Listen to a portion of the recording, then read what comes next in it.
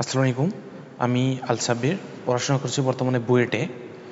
তো তোমাদের এইচএসসি 24 আমি হচ্ছে নিউটনিয়ান মেকানিক্স থেকে বুয়েট 24-এ অর্থাৎ 25 সালে যে পরীক্ষাটা হলো এইচএসসি 24-এর সেই কোশ্চেনটা সলভ করব।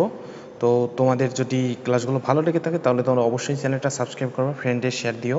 বুঝতেই পারছো নতুন চ্যানেল হিসেবে তোমাদের এক একটা সাবস্ক্রিপশন কিন্তু ইম্পর্টেন্ট, ঠিক আছে? তো তোমরা চ্যানেলটা সাবস্ক্রাইব করে দিবা। আচ্ছা, তো আমরা হচ্ছে এই ম্যাথটা সলভ করবো। দেখো কী বলছিল, একটা দৈর্ঘ্যের সরল দোলককে একটি মোটর গাড়ির ছাদ থেকে ঝুলিয়ে রাখা হয়েছে। গাড়ি ভি গতিবেগে এবং আর ব্যাসার্ধের বৃত্তাকার পথে পরিভ্রমণ করছে। এম ভরের পিণ্ডটি ক্ষুদ্র বিচারের সাম্যাবস্থানের দুই পাশে আন্দোলিত হয়। তো দোলকের দোলনকাল নির্ধারণ করতে বলছে। আচ্ছা, আমি যদি নর্মালি তোমাদের একটু বুঝাই, ধরো এইটা হচ্ছে আমার বৃত্তাকার পথ, যে পথটা দিয়ে তোমার মোটর গাড়িটা যাচ্ছে।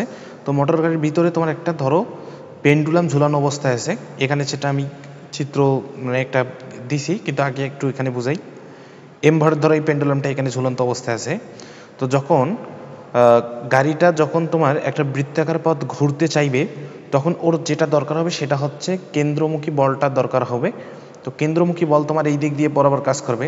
তো এইখানে আমি যেটা দিলাম এটা হচ্ছে ধরো কেন্দ্রমুখী বল হচ্ছে এফসি, আর এই পেন্ডুলামের নিচের দিকে কিন্তু একটা বল কাজ করবে, সেটা হচ্ছে অভিকর্ষজ বল এমজি, ঠিক আছে?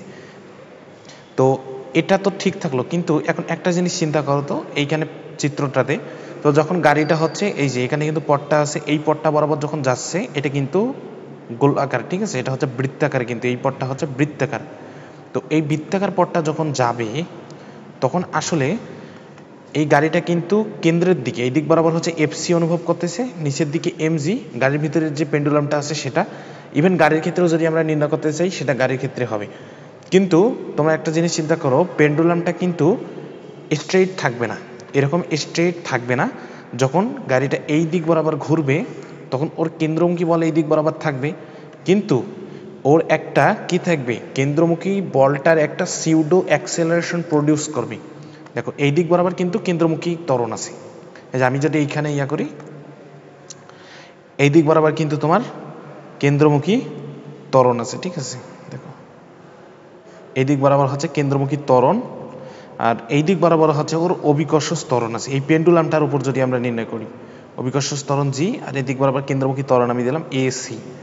কিন্তু এই বলটা কি এখানে গাড়িটা ঘোরার সময় এই দিক বরাবর কি তোমার স্ট্রেট থাকবে? স্ট্রেট থাকবে না।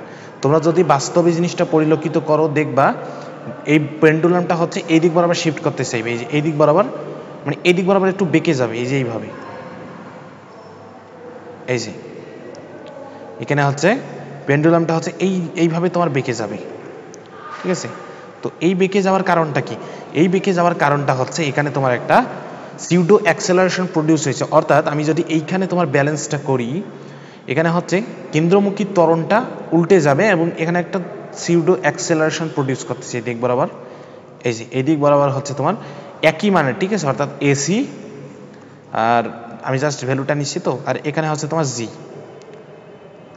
ঠিক আছে?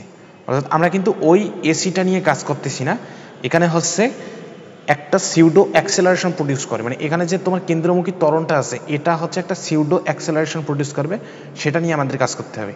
তো এই দুইটার লব্ধি কোনটা বলো তো? এই দুইটার লব্ধি ত্বরণ একটা থাকবে না? এদিক বরাবর ধরলাম আমরা, এই দুইটা হচ্ছে লব্ধি ত্বরণ। তো এটা হচ্ছে 90 ডিগ্রি অ্যাঙ্গেলে যদি থাকে তো এটার লব্ধি কত হবে?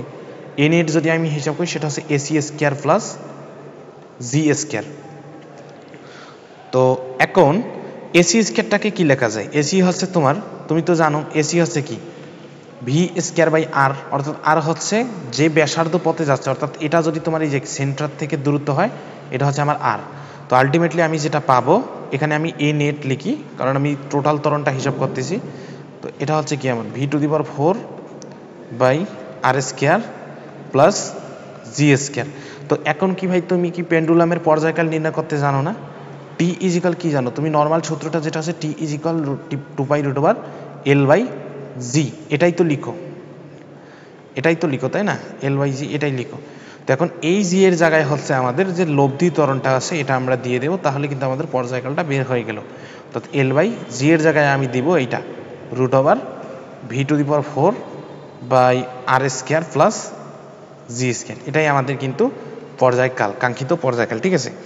তো আশা করি তোমাদের ভিডিওটা ভালো লাগছে। তো চ্যানেলটা অবশ্যই সাবস্ক্রাইব করবে, আর আমি এভাবে পর্যায়ক্রমে তোমাদের যেগুলো ম্যাথ আমার কালেকশনে আসবে আমি সলভ করে দেওয়ার চেষ্টা করবো। ঠিক আছে, ধন্যবাদ।